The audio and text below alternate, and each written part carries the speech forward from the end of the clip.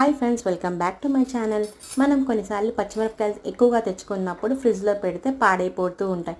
అంటే నల్లగా రావడం కానీ లేకుంటే చెడిపోతూ ఉంటాయి కదా. వాటిని లేకుండా మనం ఎక్కువ రోజులు స్టోర్ చేయాలంటే మనం తెచ్చుకున్నప్పుడు ఒక క్లాత్ మీద, అంటే క్లాత్ మీద కానీ టిష్యూ మీద కానీ వాటిని తొడాలన్నీ తీసేసుకోవాలన్నమాట. తర్వాత దాంట్లో ఏమైనా పండు మిరపకాయలు ఉన్నాయేమో చూసుకొని వాటిని కూడా సపరేట్ చేసుకోవాలి. ఎటువంటి తొడాలు కానీ పైన లేకుండా ఉండాలి. తర్వాత కాసేపు అలాగే గాలికి ఆరనివ్వాలన్నమాట.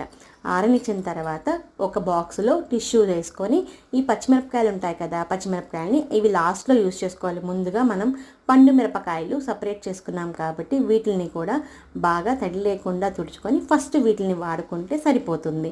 ఎందుకంటే అవి పచ్చిమిరపకాయలు మనం ఎలా స్టోర్ చేసుకుంటున్నాం, ఇవి పండైపోతాయి కాబట్టి ఫస్ట్ ఇవి యూజ్ చేసేయాలి. వీటిని కూడా ఒక హోల్స్ ఉన్న కవర్లో కట్టుకొని ఒక టిష్యూలో కట్టుకున్న తర్వాత